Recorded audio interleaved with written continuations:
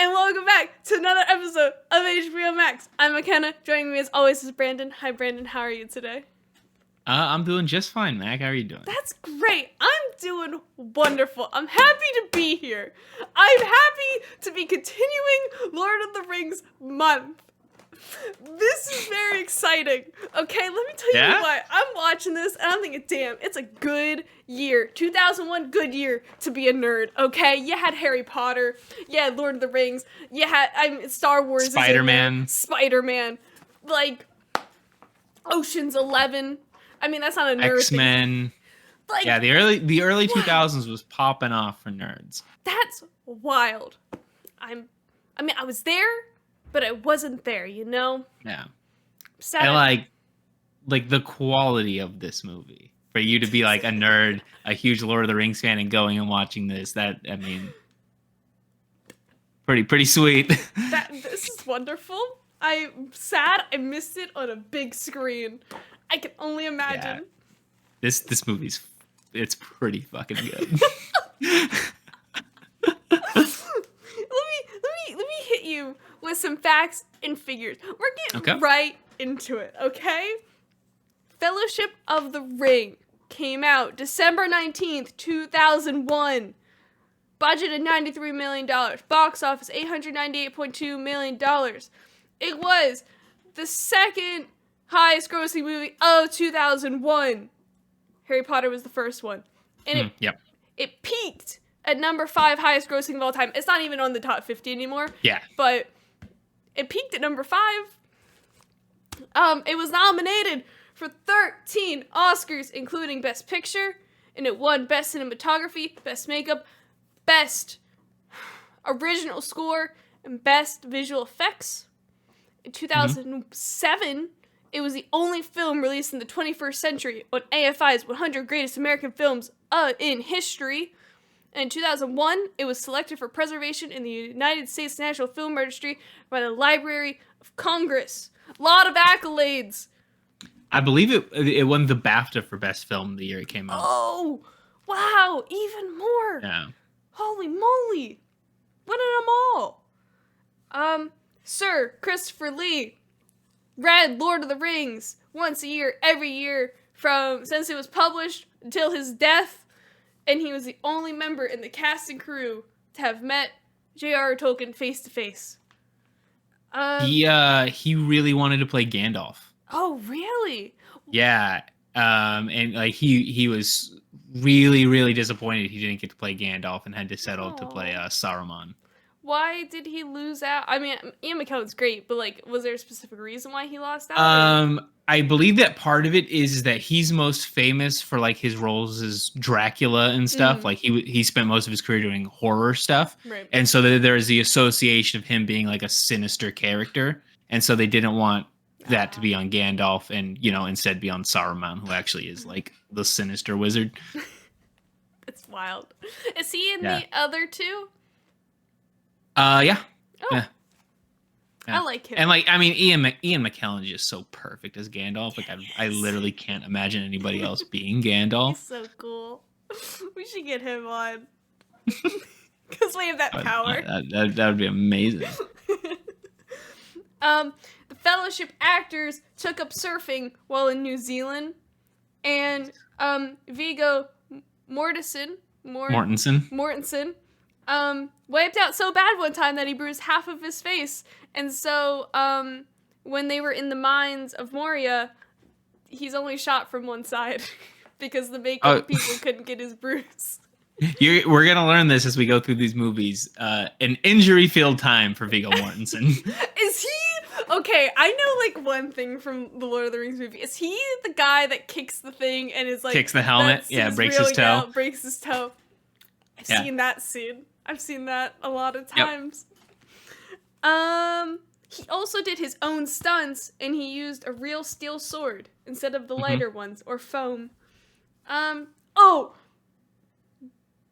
leave that one. That one's my favorite one. Okay, hold on, we're skipping. When Sean Astin, is running after Frodo, /swimming/drowning, the crew had to pre-check the water for sharp objects, but Sean Astin still stepped on glass that went all the way straight through his foot, and he had to be evacuated by helicopter. Yeah. I've stepped on glass on my foot before. It really messed up my foot. It's terrible. And my brother too stepped on a jar and almost he would have bled out. Like they had to rush him to the hospital and stuff. Oh my god. Yeah, it's serious down there. Watch when you're in. You gotta be careful. Oh, Around. That scares me. Yeah. I don't know. It's honestly one of the worst experiences of my life was stepping on a bottle. Yeah. Did you have to get stitches or anything, or Yeah, I had to get a lot of stitches. On the bottom of your foot? Yeah, so I actually the way that I stepped on the bottle was the edge of my foot, and so it was no. Yeah, and it was a terrible place to get stitches. Yeah. Oh no. Yeah, it was bad. Is that the only time you've had stitches, or? Yeah. Oh. Yeah, I think so. It's terrible. I got a splinter in my foot last week. Oh, that'll hurt. You've never gotten stitches, never broken a bone? Oh, I had stitches in my chin when I was a kid. You know those ab roller things? Okay, yeah. The blue ones? I was playing around with one as a kid, and I slammed my chin into the ground on Mother's Day. Oh, wow. Yeah. I still don't know how I did it, but I did it. The scar's still there. Hung out Mother's Day. I remember I got Wendy's chicken nuggets afterwards, and I made my parents drive past my aunt's house, because I did it at my aunt's house, and we missed dessert, and I made them drive past after to show me that I did miss dessert, and it was very sad, because my aunt makes really good dessert. But, I don't know, did I ever tell you, I sprained my ankle playing Monkey in the Middle in middle school, and I was on crutches for a week? No, you did not tell me that. Yeah, it happens. I'm surprised I haven't gotten more seriously injured, because I'm very clumsy, which is not good. Yeah. I did swallow the screw one time, but... You swallowed a screw? Have I not told you? I don't think so. I swallowed a screw? Yeah, I know you haven't told this around the podcast, at least. So, when I was... It was a bad summer. It was the summer of 2012. It was August 11, 2012, because my dad's birthday. And I was trying to fix the Barbie dream house, as a good sister does. And I was laying on my back, and I put the screw in my mouth. And my sister asked me a question, and I opened my mouth to answer, and the screw went down my throat. Yeah, I'll do it. So I freak out. My mother freaks out. She calls the doctor. They tell me to eat bread to see if it got stuck in my throat. I was okay. I was just hanging out. I had to get a bunch of x-rays in my stomach, and I just had to wait. Yep. It's not there. Not much you can do about it. No, but... Stomach acid will eat through almost anything. It's pretty intense. Yeah, stomach's wild down there. Yeah. I don't need to know. The screw's gone. I don't know. And there's still a missing screw in the dollhouse. And I never did fix it. Well, yeah, you lost the screw. I lost the screw. Can't fix it if you lose the screw. No, I know, exactly. It's very sad. My final fun fact and figure. It's not a figure. Oh, it actually kind of is. New Zealand created a role in their government called the Minister of the Rings, because the movies were bringing so much tourism that they had to figure out how to capitalize on it. So Energy Minister Pete Hodgson was in charge. He was the Minister of the Rings, and he had to figure out what to do with all the money, which was about $200 million that it brought in. So nice. Very nice.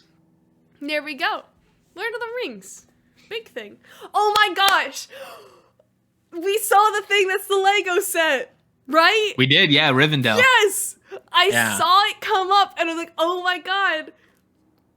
There it is. Yeah. I've seen that in Lego form. I would really want that Lego set, but it's huge and it's expensive. It's huge, as most Lego sets are now. Yeah. Which is very sad. Because like it comes in like one of those cool black boxes as well. Like you're getting an Like intricate it's the Lego fancy set. Legos. Yeah. It's the fancy. I really like the tiling on on the Lego set. The pretty. Oh yeah. Yeah. On the roof. Yeah, that's really nice.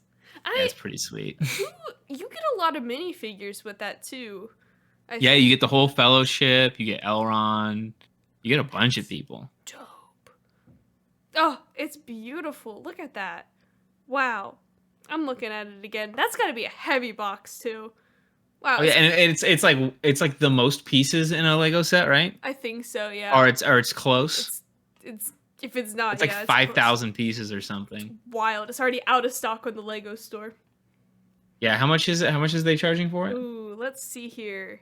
$500. Oh, jeez. Little chunk of change. Yeah, for some Legos.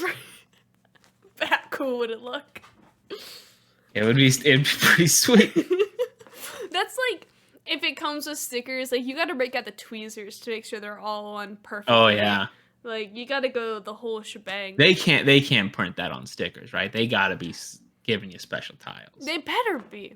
They got It's it. like, oh my god, like, yeah, putting those on, like, no way, no way. Yeah, it's all tiled. Oh, that's beautiful.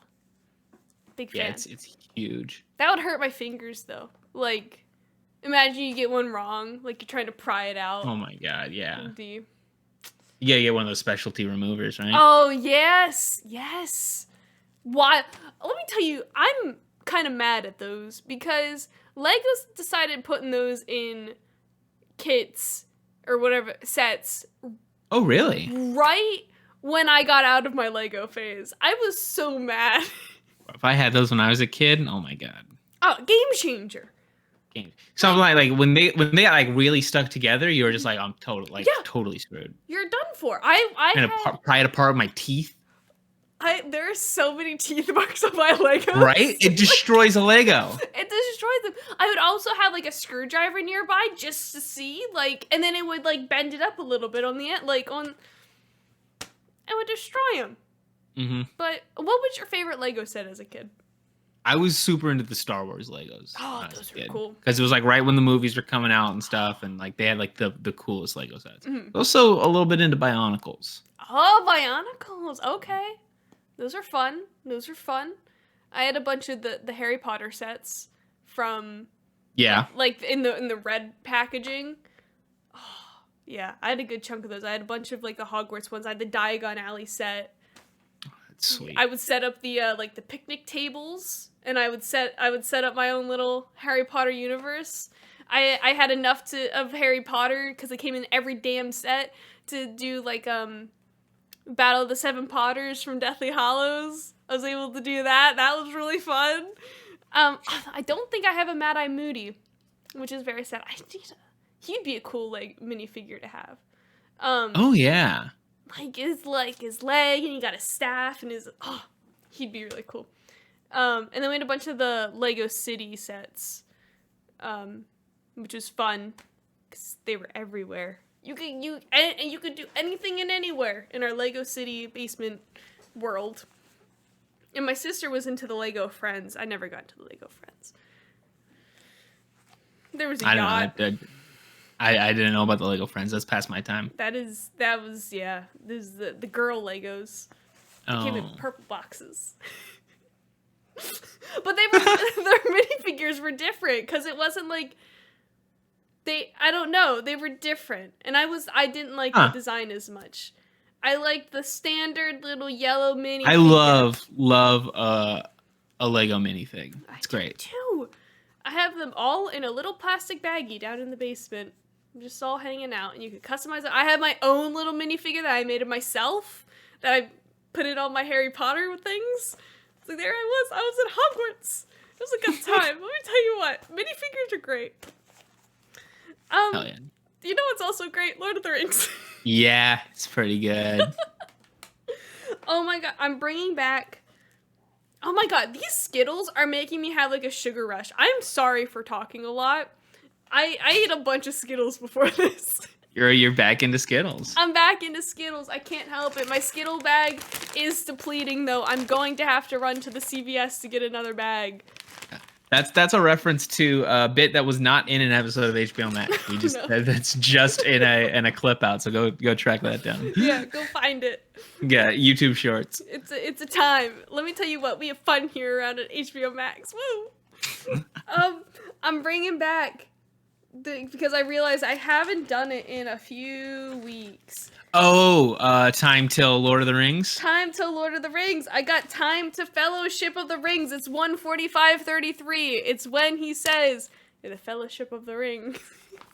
Which it's right when the first disc of the Blu-ray really? gets over. I was wondering how that's split up. Well, let me. Oh, let me yes, please. We'd love a visual aid. Oh, I'm so excited. Oh boy. Woo. This is my Lord of the Rings 4K Blu-ray. This is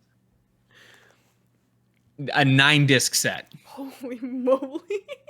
So each of the theatrical versions are on 1 disc, right? Oh. And then each of the extended editions is on 2 discs. Dude, wow. That's so yeah, you buy this, you get 9 discs. And yeah, this one ends right when Elrond's like, you are the Lord of the Fellowship of the Ring. That's a good way place to. Yep. It's like the perfect place to split the movie. That's actually one thing is like where they split the movie. It's like always is a great job. That's very good. Does your thing, does it come with the bone con? Oh, so much bone con. So much. I love bone con.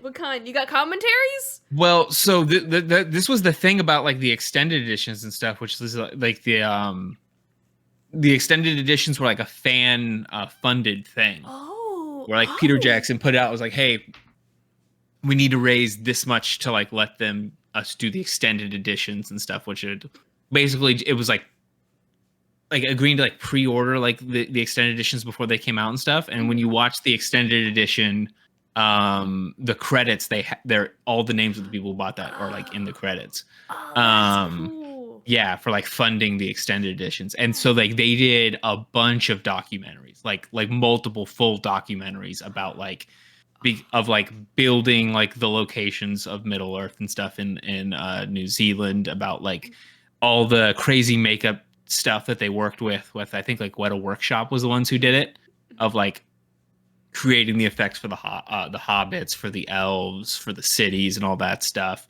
I think it's included on there, but like Gollum's not in this movie, but like the tech that they built to be able to make Gollum was like this massive leap forward in special effects. And so there's documentaries about that. Like it's just like you buy the extended editions, it's just all bone con.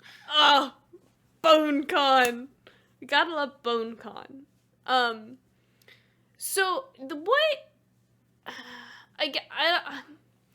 the differences between the theatrical and then the extended edition, okay, so like the most notable changes in this movie are at the beginning, the whole concerning hobbits section, where you're seeing more of the Shire at the very beginning. Right. Bilbo's explaining to you about hobbits, not in the theatrical cut. Oh. What else is the big thing that gets cut out? I think some of the Boromir stuff gets cut out. Let me try to find like a good list of some of the stuff. Right. It's smart. I probably should have looked that up before, but you know. Okay, let's get a full list of the added. Every added scene. Screenrant.com. I know a lot of its stuff at the beginning.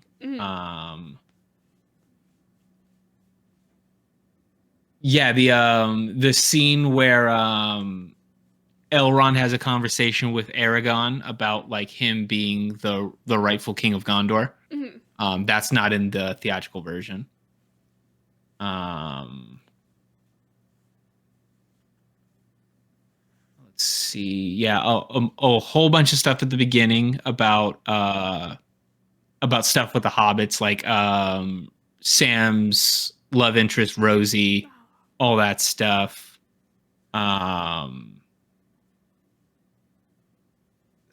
all the stuff with Galadriel at the end, like her giving them gifts and stuff. Oh, That's yeah. not in the theatrical cut. What? That's what a lot of the stuff is like the stuff they cut out was like the deeper like lore building, because like in the books, Galadriel giving them the gifts and stuff, that's actually like a huge thing in the story about like what gifts she gives each person, like, and they change a lot of the gifts too, like she's supposed to give Sam a seed for this magic tree that she doesn't do in this, because who cares about the magic tree? We're not doing the Scourging of the Shire anyway. But like yeah, like all that stuff is stuff that got added in. Mm-hmm. Let me tell you what. Because my family, as we know, not into movies. Yep. And I tried convincing my sister to watch it with me. Then she heard how long it was, and then Long I was movie. watching the extended edition. She noped out of that very quickly. And my parents said I was insane. But you know what? Worth it. Yeah, it's insane to watch a movie that, like, you know, millions of people watch every single year. Insane to do that. Insanity. But like, it's really like, because I watched it on HBO Max, and it says the runtime was 3:48, but it really was only 13 or 3:20. Long credits. Yeah, I didn't realize how long the credits were, because it was like, and I was like, it seems like the movie's wrapping down, but there's still 30 minutes left, and then it cut into credits. Like, oh, that makes sense now. Yeah, I had a great time watching this movie. It's a puzzle. really good movie. I was learning things. They do a great job of explaining a lot of things, which was nice for me. Yes, the beginning of the movie I think is really, really well done. Just like, hey, here's the important stuff. Here's what's going down. I do have a question though. Okay. I have many questions. So like that's just Sauron gets his fingers cut off and that's that? Or is there more to that? Well, it's essentially, yeah, like they sever so Sauron put a chunk of his soul into the ring. Mm-hmm. Like a Horcrux. So what it is, here's the whole backstory that the movie did. Because the movie doesn't do a really good job of explaining like what everything's going on with Sauron. Mm-hmm. Sauron, way back in like the Second Age, before he had emerged as Sauron, he disguised himself as this guy called Anatar, the Lord of Gifts. And then he convinced Celebrimbor, who's like the best elven smith in the world, to help him create these magic rings. And that the magic rings were going to help like it would give the men eternal life, and it would give like the dwarves a constant flow of like keep their minds constantly producing gems and gold, and it would help the elves like forests and stuff like that. And he convinces Celebrimbor to make all these rings. Secretly, he's making the one ring that when he's able, it's tied to all the other rings, and so he can use it to possess the minds of all the human kings, all the dwarven kings, all the elven kings. And then he just rules the world because he's in charge of all the kings of all the different races. And so they stop him from doing that. The humans, it's too late for them. All the human kings, they become the ring wraiths, right? Mm-hmm. But the elves, they catch on and they're like, hell no. So they keep their rings, right? So like Elrond has a ring, Galadriel has a ring, and then there's a third ring that's like somebody else has.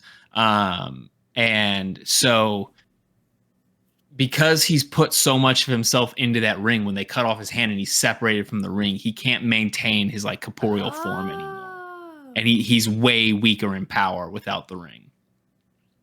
Interesting. So, is this similar to Harry Potter, where like Voldemort tries to kill Harry and Harry weakens Voldemort to a certain extent and then he comes back? Yes. Yes. If Sauron gets the ring, he'll be at full power again. Will he be like a physical person again? Oh. He looks a lot like Shredder from Teenage Mutant Ninja Turtles. Yeah. That's all I can think about. He looks like the Shredder mask. So what? The time period. What time? How long are we going? So Sauron is initially goes down. What's the time period between that and Bilbo finding the ring? Thousands of years. Thousands of years. So. Yeah. So Gollum. What is it? Like Gollum 2,500 years is when Gollum finds it. And then Gollum has the ring for hundreds of years before Bilbo shows up. Wow. Okay, so then So then what?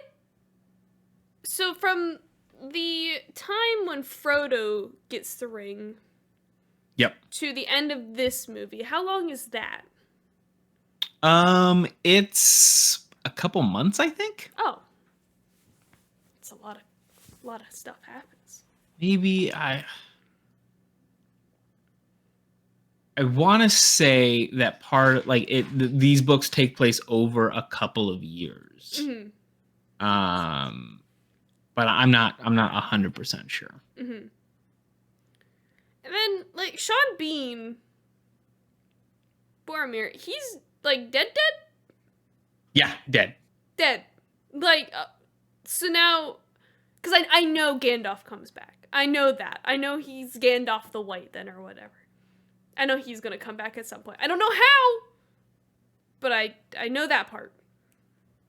It's like Sean Bean didn't come, so that it's now. I know the Fellowship is broken or whatnot, but we're now down to 8 people, 7 technically without Gandalf. But I know he's gonna come back. So Sean Bean's gone. Yep.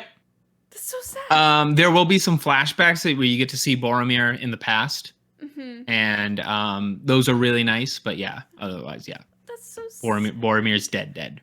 He's dead. Yep. That's really sad. Okay, and I have the answer for you. Okay, thank you. The books take place over 20 years. Whoa. But most of that is this is something completely ignored by the movies. Mm-hmm. There is between when Gandalf leaves on Bilbo's birthday to go research the ring and comes back, that's 17 years. Okay. Then the main quest takes about 16 to 17 months. And then there's this little prologue, ending called The Scourging of the Shire, which isn't in the movies, and that takes place over a few months as well.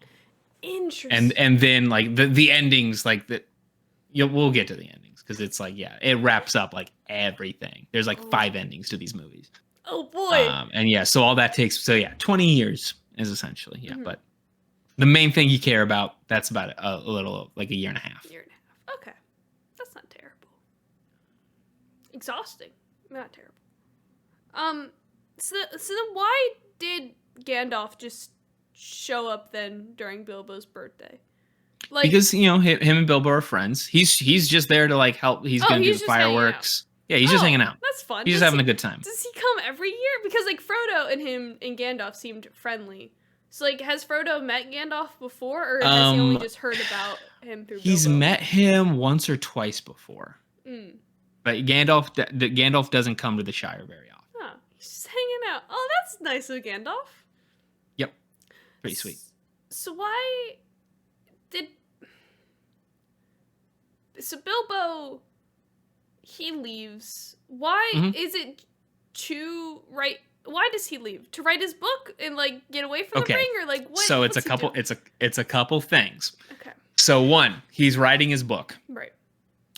2, he's getting towards the end of his life, and he's sort of like he's come back from The Hobbit, and he's like known in the Shire as the guy who had a bunch of adventures, right? Mm-hmm. And he's like, he's an adventurous hobbit now and stuff. And so before he wants to go out and see the mountains and stuff again before he dies. Aww. And he wants to go, he wants to spend the end of his years in Rivendell, where he hung out in the Hobbit, and it's like the coolest place in the world. So that's where he wants to like spend his last couple of years. But secretly, the real reason, well, and partially the real reason, that he's leaving the Shire is because the ring is convincing him to leave the Shire. Oh. The ring knows that Sauron is getting back into strength, and the ring wants to be reunited with Sauron. So the ring is convincing Bilbo, hey, go out to the go out to the Misty Mountains, go see the mountains again. Go out there, where he'll get caught and they'll take the ring from him. Oh my god. So, is there some kind of tracker on the ring? Like, I know Gollum is like going after them because he can he like sense it and like know where it is. Like, does he have the ring GPS? the ring is calling out to them. He's called. That makes sense. Yeah, because the ring is like possessed Gollum's mind, so the ring can always sort of get Gollum to like reach out magically to it and stuff. Tracking wise, Sauron, when somebody's wearing the ring, Sauron knows where they are because they enter the this sort of like shadow realm thing. That's what you see when Frodo puts on the ring and everything gets black and super fucking windy. Yeah. That is him entering a different like dimension. Oh. That's like a spirit, like an ethereal plane where that's why Sauron can see, because Sauron is always in that ethereal plane. He's always. Oh my god. So, this is like Harry Potter then. Yes. Wow! Like, I know The Lord of the Rings came out before Harry Potter, but I know more about Harry Potter. Because, like, this is, because, like, even, like, with the voice and everything, and, like, oh, it's all, I've got it all down. I know everything. Wow.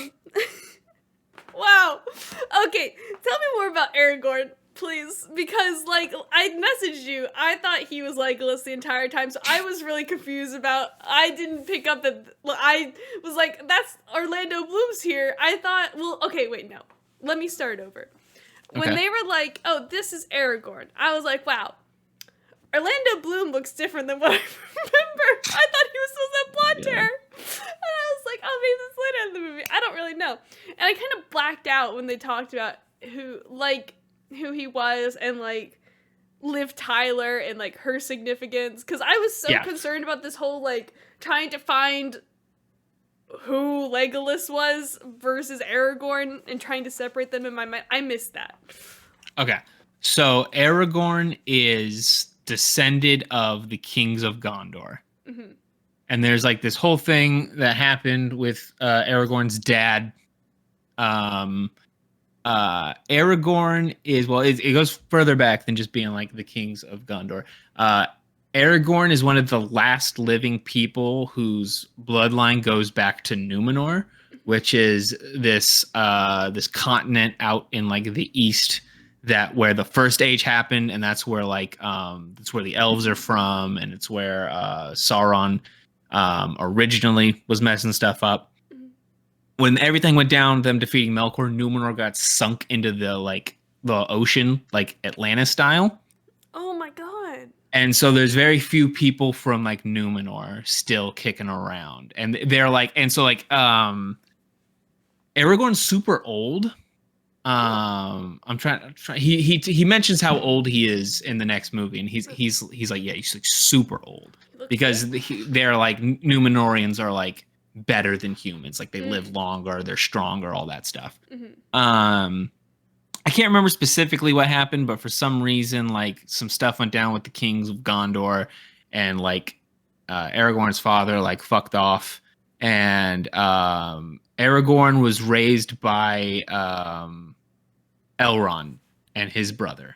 And so he was raised by the elves, and that's why he knows Arwen from, she is Elrond's daughter and Galadriel's niece. Galadriel is Elrond's half brother, I think, or half sister. Elrond's a half elf, only half of an elf. But so Aragorn doesn't really feel like being king. He's raised with the elves. he's hung out with Legolas and stuff when he was growing up. So he's just been out doing like being a ranger, doing what like and like doing good around like at the beginning of the movie when Gandalf says that he tried to track down Gollum and that the people of Mordor got to Gollum first. Gandalf used Aragorn to track down Gollum. So he's been out there doing shit for a while as just a ranger. Yeah, that's his deal. Oh. So is it a coincidence that he's in the same pub, the Prancing Pony, or is it because did he know that they were coming? I don't think that he did, but I think he was aware of Gandalf's mission. But I'm not 100% sure. It might be a coincidence. Wow, hell of a coincidence, let me tell you. So, sorry, I'm sucking on some Skittles again. I should have asked this earlier when you were talking about all the different rings. So, oh wait, never mind. You already answered. I got Skittles stuck in my throat. Hold on. Yeah, they don't go down too easy. Never mind. That question was already answered. Forget I said that. Okay. Oh, no, I just have another note about how it's very reminiscent of Voldemort. Because, like, yeah, no, we already talked about that. I'm going to talk about it again. Because I was thinking the entire time, I'm like, damn, it's just like if Voldemort was talking, like, at Hogwarts at the end in Deathly Hallows. And, like, how he talked to Harry. And how he's, like, he's just hanging out in Harry's mind. But it's this giant orange eye hanging out with Elijah Wood. Man, I would love to. We should get Elijah Wood on this podcast. I would love to get Elijah. He's awesome. He seems like a really cool guy. I shouldn't eat Skittles in the middle of this podcast. They're right there. They're just so tiny. See, it's sharing size. I haven't shared these. Not sharing that with nobody.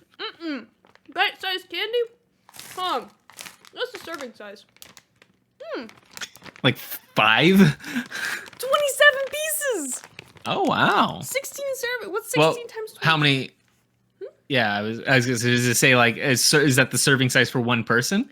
Or is it because it's shareable size? Is that... Oh, that's a good... the serving size for multiple people.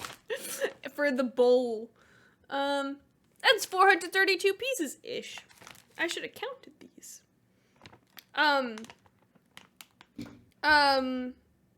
Sorry, I'm looking at the nutrition facts now.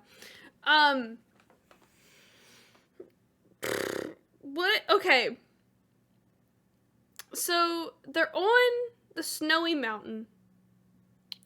Yep. And then they gotta go to the mines. Yes. So, Gimli, how is it, so what connect, so, Gimli, is it, like, relatives? Well, how's Gimli connected to the mines? Yes. Okay.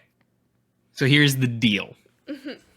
The mines of Moria are old, really, really old. Like back before the first time they fought Sauron. Oh. That was like the best dwarven city, right?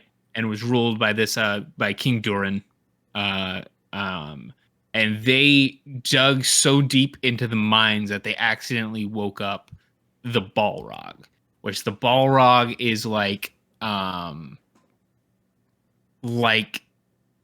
super powerful, like essentially like right below Sauron in like the Order of Melkor's army, like super, like they're like, because Gandalf is like an angel from like another world. They're like basically evil versions of Gandalf, archangels.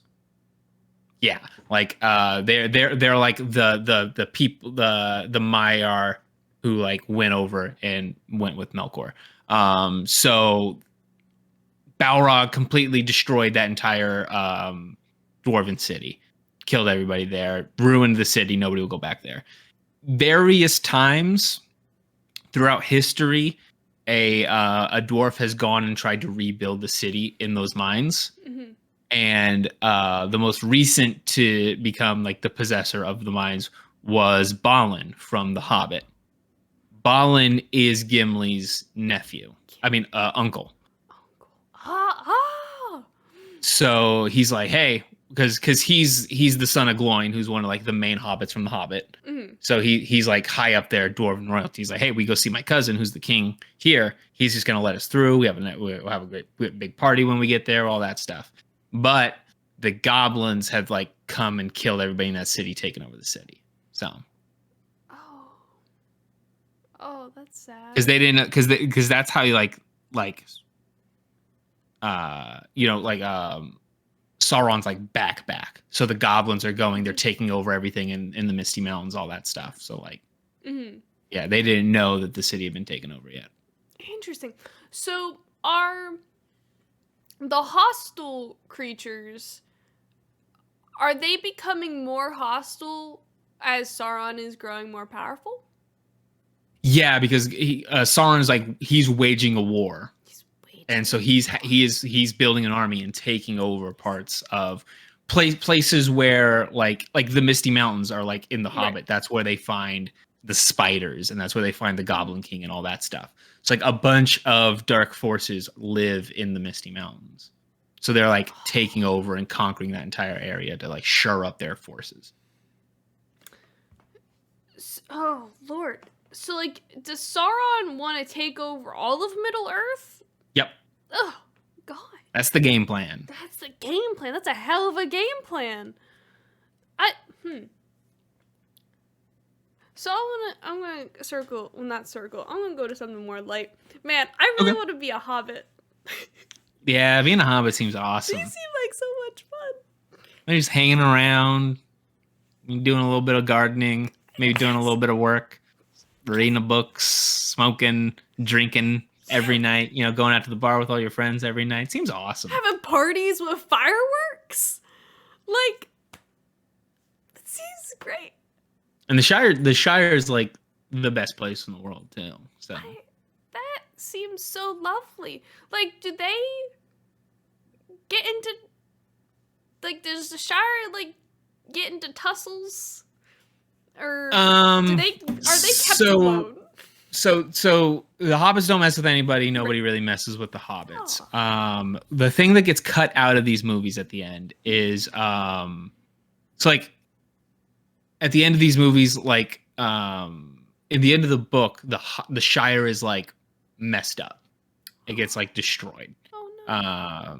Because like what the Shire is like so J.R.R. Tolkien grew up in like a rural province in England, right? Mm-hmm. And that's essentially what the Shire is like the community that he grew up in out in the middle of England, back in the olden days. And part of what Lord of the Rings is about, like the overall theme, is because J.R.R. Tolkien fought in the First World War. Okay. And so he left his home to go fight in the war and came back, and like everything had been industrialized for the war. Mm-hmm. And so like essentially, the Shire got destroyed. That's kind of what like the majority of like the series is actually about, is reflecting like the First World War. Oh, whoa. Yeah. He will try to claim, well, he did very much try to claim that like it's not about the World War. He doesn't believe in like analogy and metaphor in his works. Like he's like, the story is the story. It's not about me. It's not like, don't read anything deeper into it, but it's very obvious to look at and be like, no, this is about the First World War. Like J.R.R. Tolkien like fought in one of the worst battles the English army ever fought in, where a bunch of soldiers got like sunk into mud and like drowned in this like bog. And then when we get to the third or second book, it's like they literally like Frodo and Sam go through a bog of drowned soldiers, and it's like, yeah, I'm sure none of your experience had any influence on the work, JR. Nothing. Oh God. No, I don't want to be spoiled. I'm sure this is going to be a question that's going to be answered about the Fellowship, like getting the band back together. Because surely they gotta save. They gotta. Oh, they gotta save Pippin and Merry. They Gotta gotta save Merry and save Pippin. them. Yeah. Like, they get taken. Do the orcs take them because they think they have the ring? Yeah, because Saruman tells them, "Hey, the The hobbits have a thing," and they see the hobbits, and they're like, "We're going after the hobbits." Hobbits. Oh no. But man. Mm-hmm. Wow. It's one of the reasons why I like Merry. I mean, Pippin's like my favorite character in the Lord of the Rings because of the whole story that goes on with Pippin. But like Merry's just a straight up badass from the beginning of this movie, and it's so cool when like he sees Frodo. He's like, Frodo's gonna leave, and he sees the things. He's like, oh, we need to pretend that we have the ring, and we need to like run away from these orcs right now. Like no second thought in his brain at all. He's just like immediately willing to get himself killed by orcs to save Frodo. It's adorable. And then when they first run into Merry and Pippin when they're leaving the Shire, and like Frodo's like, "Hey, I can't talk about it, but we have to get out." And Mary's just immediately like, "Yeah, let's go." Let's go. He's awesome. They're great. I love them. They're probably two of my favorites. I think thus far. They go through my favorite like story in the book. Like they get to do all kinds of cool stuff. Good for them. Are they the ones that are the tallest of the hobbits? Yeah, they become the tallest hobbits in history. Wow. Is that like from the get-go, or does something happen that they get a little bit taller? No, actually no, we're watching the extended edition, so you'll see it happen. It's not an important thing, but like yeah, it'll happen in the next book. Okay. Oh boy. Oh, I love the extended editions. This is exciting. We get to learn all the things. Yeah, the extended editions are so much better because it like the movie's already cut out so much that it's like, yeah, like give me some of that stuff. Like I was watching this and I was like, I don't know what you could cut out from this. It feels that's what surprises me about it, is because like the concerning Hobbit stuff at the beginning feels so necessary to the story. And like the stuff that they choose to cut out is really strange because it's like it's almost the opposite of the stuff you would cut out if it was a different series. Because like, yeah, you cut out like the explanation that Aragorn is the king and why he's the king, and you cut that out of a movie. Like Return of the King is coming up, and like if you watch the theatrical cuts, you're just like, why is he king now? What? Why is everybody decide this guy's king?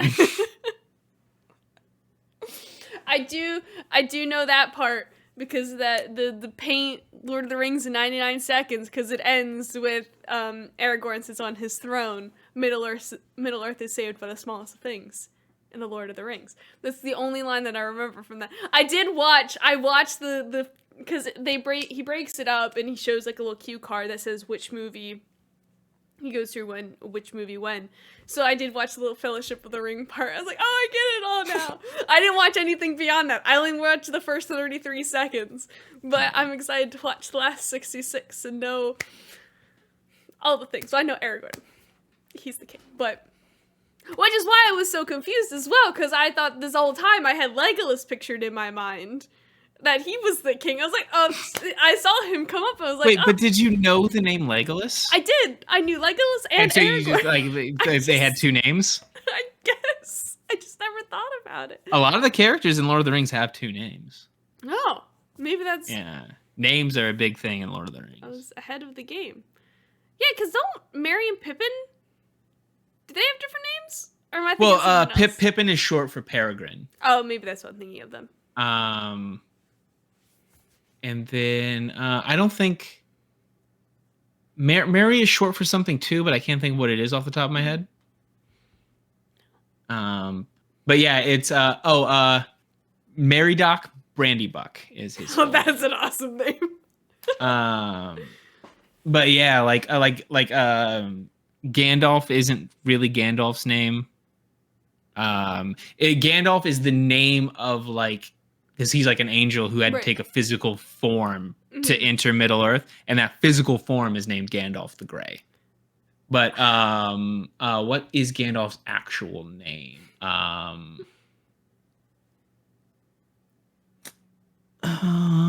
let's. Oh well, actually, like this is another thing that you have to get into the books in order for this to be a thing. It's not in the movies, but like Gandalf, each of the races has a different name for Gandalf. Oh, that's cool. Yeah, and most of them mean like a wanderer or um staff man is what somebody calls him. That's fantastic. Yeah, like everybody has a different. I can't seem to find out what his OG name is. Something with an M. I know that. We'll get there. Maybe next week we'll figure it out. Yeah, I'll get it figured out. You'll get it figured out. You gotta search the internet. No, I'm Olorin. His name is Olorin. Silent That's M. what it is. Yep. Mm-hmm. Oh, it's OLO with like a little guy over it. RIN. Oh, that's a cool name. Big fan. Oh, everyone's got cool names. Yeah. Yeah, they do. Aragorn's dope. Aragorn, son of Arathorn. Oh, yeah. Gimli, son of Gloin. Samwise Gamgee. All-time banger of a name. A good name. Frodo. Boromir. I will say I'm still getting caught up between Bilbo versus Frodo, which is why I do pause every time before I say them just to make sure I know I'm saying the right person. Martin Freeman or Elijah Wood. I hit my lamp. It's shaken. Okay. Sorry. I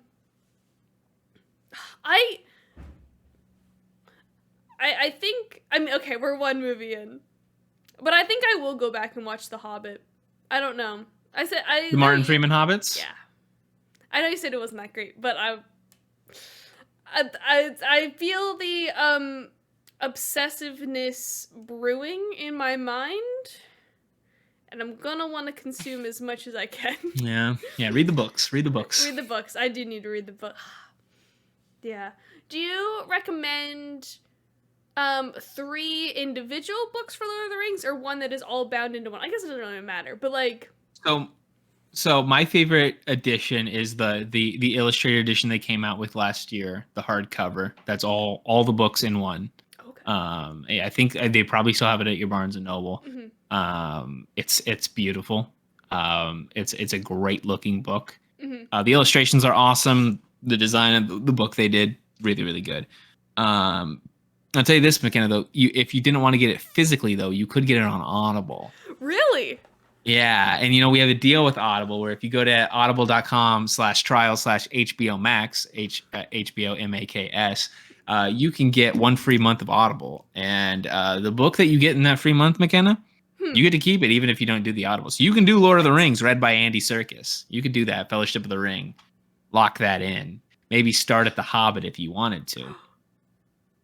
But I bet that would actually be a pretty good way to read the books, because I think you might be if you're more engaged by audiobooks, then this is really dense material.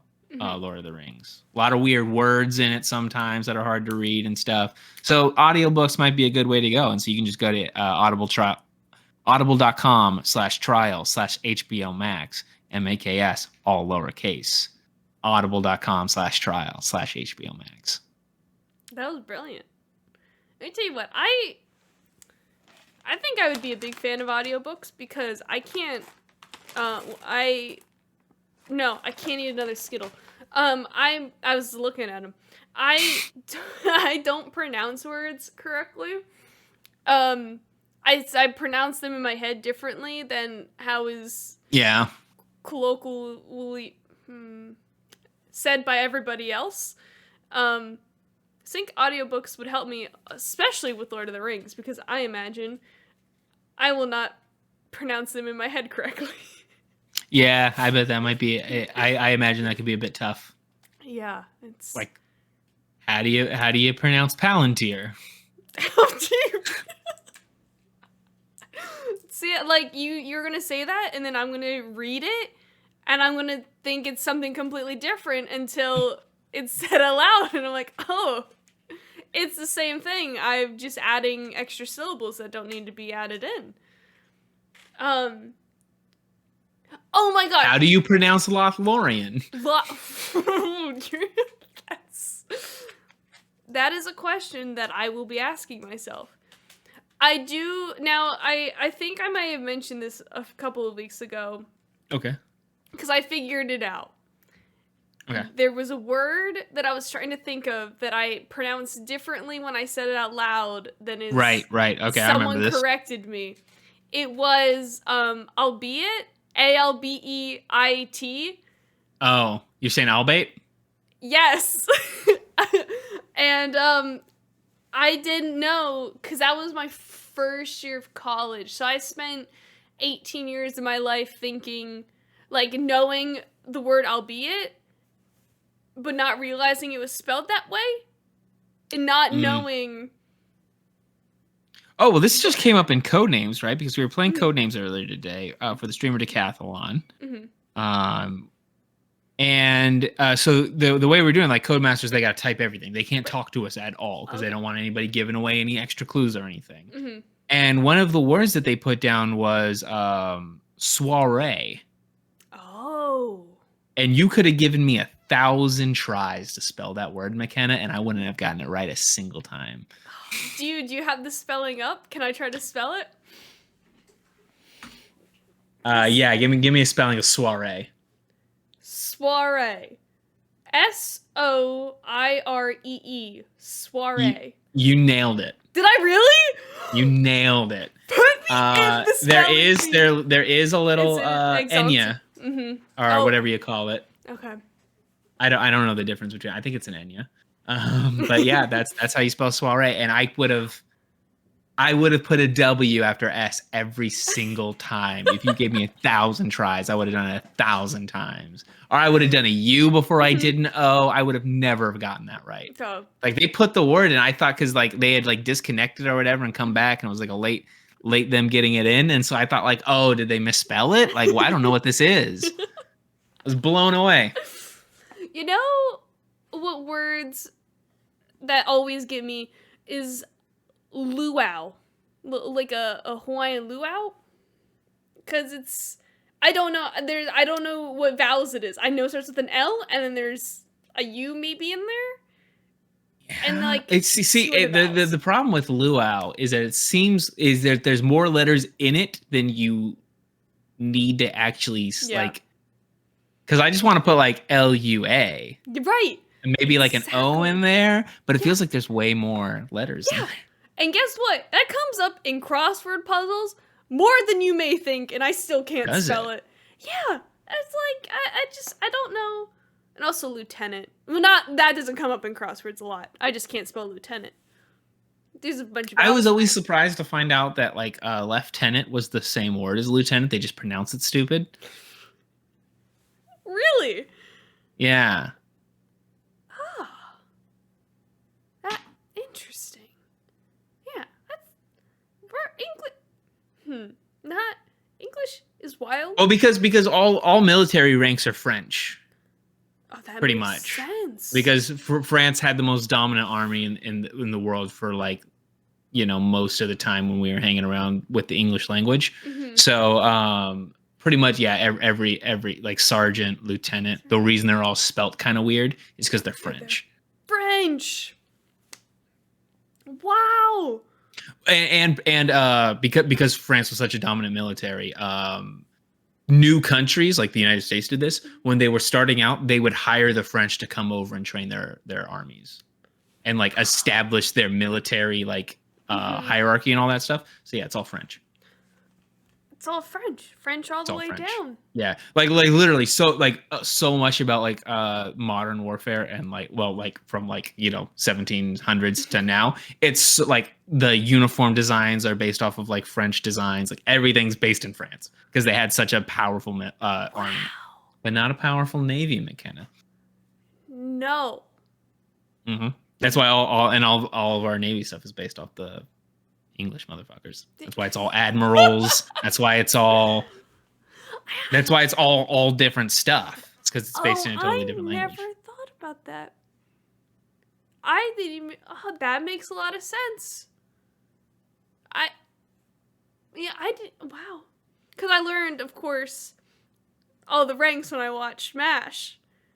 And of course. Where does Admiral come into play? Like, where is that? That's the Navy. Admiral's the Navy. What is that equivalent? General. General? Yeah. Wow. This is wild. I am not up to snuff on my military history, clearly. I don't know what's... Wow. Fascinating. And there you go. Random fact for you in the middle of the episode. Yeah! We love random facts. And you know what? Brendan, where can people find you on the internet? Oh wait, do you have any final concluding thoughts on the Lord of the Rings, Fellowship of the Ring? This movie is so fucking good. It is very good. I know we're throughout all three of these movies. I'm going to be talking a lot of shit about stuff that they cut from the books, all that stuff. The section that back in the day when we were doing Harry Potter movie Magic Time, we would call the gripes. I will be having quite a few. Yes! I will be having gripes. It's back. Gripes in this one. I don't like that they cut out the Tom Bombadil stuff. I don't fucking care that it's boring. Fight me. It needs to be in there. It's important. Yeah, give it a refocus there. I don't know what that was about. I'm gonna. You keep talking. I'm gonna figure this out. They change where Merry and Pippin get their swords from. Oh, that's not cool. No, I agree. Because it's gonna matter later. They instead have Galadriel gift them their swords. They change some of the gifts Galadriel gives them. That's a gripe. You gotta give Sam the seed for the magic tree. It's important. We need the magic. Because afterwards they come back, the Shire's all messed up, right? Like all the plants have been poisoned. They've like wiped out all the forests and stuff. And Sam regrows the magic tree in the Shire, and it's the last magic tree in Middle Earth.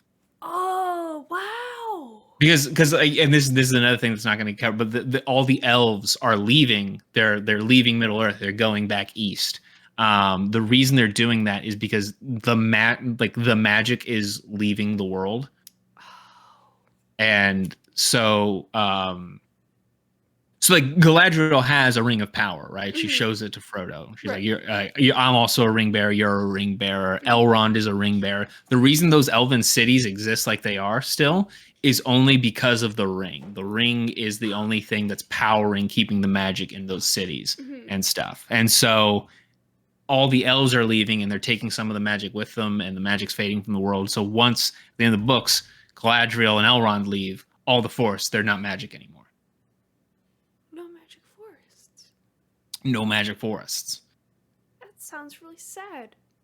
Yeah, it that is like the overall theme of the long decline is what I think Tolkien calls it. Which is like slowly over time, all the magic's leaving the world, all this stuff, and bit depressing. My favorite bit of this movie, Makenna, it's all time one of the coolest scenes any movie is when Gandalf is facing off against the Balrog, and he does I'm the servant of the secret fire, wielder of the flame of Anor. The dark light will not avail you, flame of Undun. It's so fucking cool. It gets me jacked up every time I see it. Yeah, I'm excited because I don't know the specifications of how Gandalf comes back. They don't explain it at all. Okay, cool, great. So I can explain it to you now, or we can explain it next episode. But the movies do not explain it at all. I think I'm gonna wait because I want to see it so I can maybe imagine something. I don't know. Okay. Let's see what you come up with when watching the movie, and then I'll tell you what the actual answer is. Make a note. Hold on. Gandalf, no. I'm not going to know what this means next week. So because that is going to be my biggest gripe when we get to the next movie, is that they, for some reason, don't fucking explain how Gandalf comes back at all. Don't even bother to give an explanation. Boy, I can't wait. Okay, I'm glad you told that to me now, because that probably would have been a thing that I would have texted you earlier begging you for information because I would have been outraged. Yeah. Yeah, this is great. I love the music. Oh my god. The music is amazing. Phenomenal. Incredible score in this movie. All just the nature shots of New Zealand. Like, man, what a pretty place. We need to go. We should go to New Zealand. We should. We should. Yeah, that'd be awesome. Yes, I want to see. I expect by the time we get to New Zealand, I will be an expert on all things Lord of the Rings, so I will know what's going on. Nice. So very nice. We're gonna do bus tours. We're gonna do. Oh yeah, we're gonna go to the Hobbiton. We're gonna go see all the stuff. Yes, all of the stuff. All of the stuff. And it's going to be very exciting. We're gonna be like, this is where the thing happened in the movie. Yep. That's exactly what we're gonna do. And if you want to see us do that one day, you should subscribe to the YouTube channel. You should follow us on the Twitter, HBO Max, HBO Maks. You should hit the bell. Brandon, where can people find you? I know I did things out of order. I'll circle back to the things, but where can people find you? They can find me on Twitch, streaming like almost every day, playing Magic the Gathering, twitch.tv/Jose Ruckus. You can check me out on Twitter. It's Jose Ruckus on Twitter, and I do the TikToks. I tick the talks. So Jose Ruckus on all the things. Talking the ticks. Yes. Follow me on Twitter at PowderPants212. Follow the podcast, like I already said, HBO Max, HBO Maks. Subscribe, like, hit the bell, comment. Brandon, what should people comment this week? They should comment who your favorite member of the Fellowship is. Ooh. Mine is Pippin. Yeah, that's fun. I think mine's Merry or Pippin as well. The blasted fool of a took, as Gandalf calls him. And it tells himself to throw himself down a well. It's brilliant. Oh, or Sam, because I like Sean Astin. Yeah, and Sam's I like his amazing. loyalty. He seems pretty cool. They're all very loyal. But, like, Sam almost drowned. I mean, I get Merry Pippin also got taken by... Everyone's very loyal, okay? Yep. Except for Boromir, unfortunately. Poor Boromir. I'm sad, because he was a good guy. Yeah. He was a good guy. He was a good guy. At the end, oh my god! At the end, when he does the "I would have followed you, my brother, my captain, my king," I tear up at that every single time I watch it. I've seen it so many times, but it's so sad because Boromir is such a sad character because he's like dying and he like all he can do is feel bad about that he like the ring took over his mind. Because he is this. A lot of the Boromir stuff gets cut out of the theatrical versions, and so in the theatrical versions, it makes Boromir a way more sinister character. And so a lot of people are like, "Fuck Boromir." It's like, no, it's not his fault. It's not his fault. It's not his fault. Justice for Boromir. Aw. And he gets shot like 5 times. It's so sad. Trying to protect Merry and Pippin. It's so sad. So sad, Sean Bean. How do I close out this podcast? Do you have a comment? We know that. What's your tagline going to be for this one? My tagline? What's your little stinger? Yeah. You shall not pass. Okay, good. I like it.